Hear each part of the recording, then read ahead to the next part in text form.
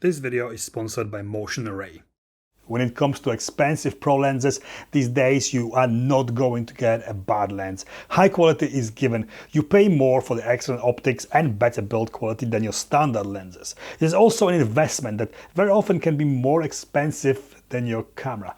This is no exception. This is Canon RF 15 to 35mm f2.8L IS USM. A lens that have been out for years already and one of the top of the range Canon's flagship lenses lineup. It's an expensive lens and there is no surprise that it is superb. I don't need to convince anyone of that fact. In this video I'll simply show you how good it is, I'll tell you what it's good for and why it could be a good investment for you. Keep watching to find out more about it. Firstly, a quick disclaimer, I have this lens on loan from Canon UK, but I was not influenced in any way or paid to say anything specific about it, and this video didn't have to be approved before I posted it here on my channel. In all my reviews, I usually talk about performance first, but in this case, I need to talk about the price. This lens retails for $2,400 or £2,400. Not cheap by any means, but you get a lot for your money here. This is a premium lens delivering outstanding results. A lens for a professional, but if you are not a pro, this is kind of lens that you could go for instead of upgrading your camera every 5 minutes. A lens that can make you a better photographer easier than more expensive and latest camera model could ever do. So, as expected, this produces very sharp, edge-to-edge sharp results, very minimal chromatic aberration, if any, superb color and contrast, and a lens that is very easy to achieve very good looking results with. The only issue with sharpness and with chromatic aberration presents itself when getting into minimum focusing distance at f2.8, especially at 35mm. I can't say that images are not sharp. They are, but the lens starts creating spherical aberration and it lowers the contrast a bit.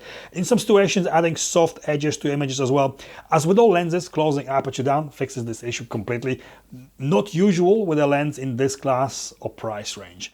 Time for a message from the sponsor of this video, Motion Array. Motion Array is an asset library for video editors, filmmakers and content creators.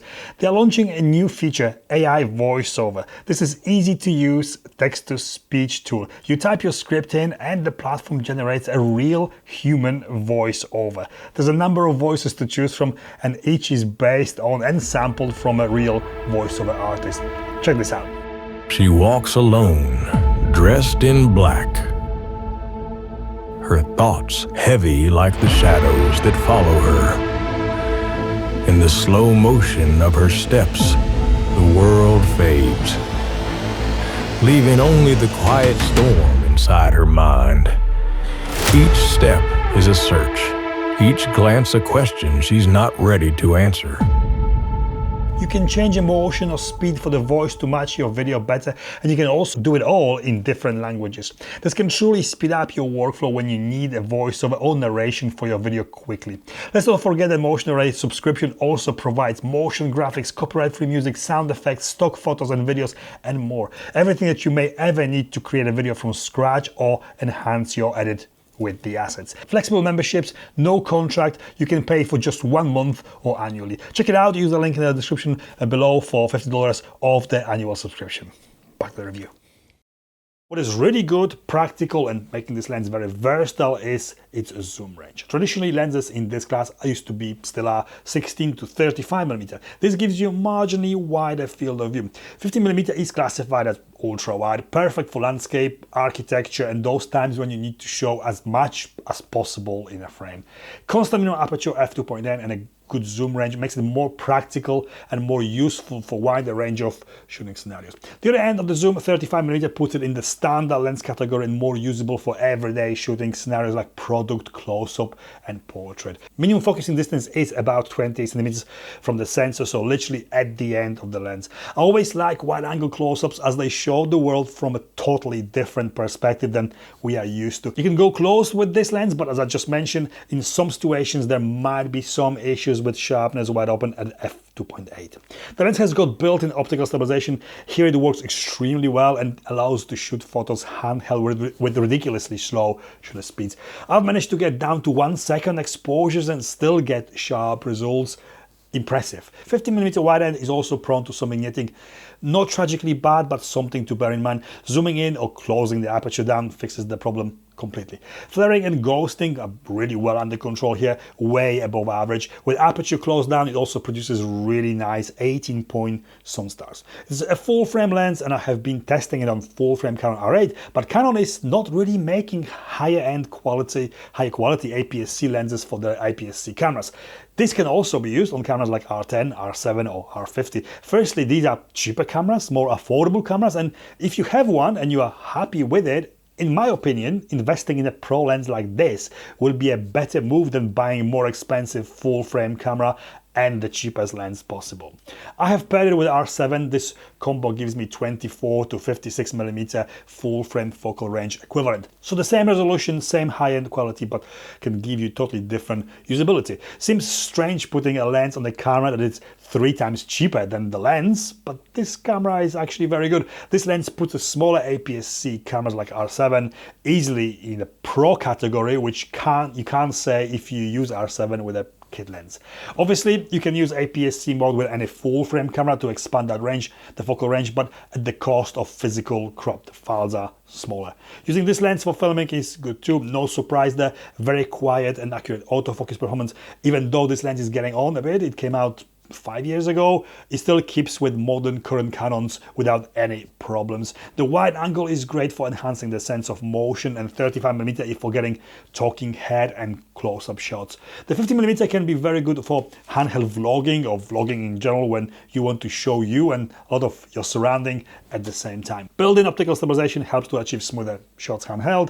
Unfortunately, its size and weight could be a little restricting in certain situations. It's not parafocal lens, it has to refocus every time you zoom in or zoom out. There's a very small amount of focus breathing at 15mm, but it disappears as soon as you zoom in a little bit. Built lens made to last. Perfect example of what a pro lens is and what you are paying more money for. Robust construction, fully weather sealed against moisture and dust, built very well. It extends a little bit when the zoom ring is turned, extends out to 15mm. You need to get used to extending the lens to zoom out, not to zoom in. Counterintuitive. Big front glass element, 82mm filter thread, 2 switches, standard auto manual focus switch and stabilization on and off switch. Zoom and manual focus rings are super smooth, but you also have the third ring here, control ring. This is unique and only seen with Canon RF lenses. This ring can be assigned to control aperture, shutter speed, ISO speed, or exposure compensation, for example. Really handy tool to make shooting with this lens easier and quicker. The control ring has got really nice hearable clicks too, feelable as well. Other brands should be making a note of this really cool feature. It is a rather large lens weighing 840 grams. Conclusion, this is a pro lens with a pro price tag. Certainly not for everyone, and there are other cheaper options available from Canon like 14 to 35mm f4 lens. If you only shoot landscape and real estate at f4 or f8, 14 to 35mm could be a better option for you than this. But if you want a lens that is above the rest, is a good investment, a weather sealed wide aperture workhorse, then this ticks all the boxes. It's a lens that can elevate your photography or videography to the next level, even if you use a cheaper or smaller Canon camera. Optically, it is almost perfect. The only issue is the slight softness wide open at minimum focusing distance. It's not a deal breaker for most people, especially this is firstly a wide angle, wide aperture zoom, not a macro lens. The price is high and that makes it less accessible for a lot of people. I personally couldn't justify this price if I was not making money with my camera, but at the same time, if you can afford it, this is a lens that can deliver outstanding results, and it's certainly not limited to only professionals. A solid performer, and if you can afford it, highly recommended. And this is it from me. I hope this video was in some way helpful or informative. If it was, please give me the thumbs up. Please consider subscribing if you are not already doing so. Leave comments and questions below, and I'll see you next time. Thank you for watching.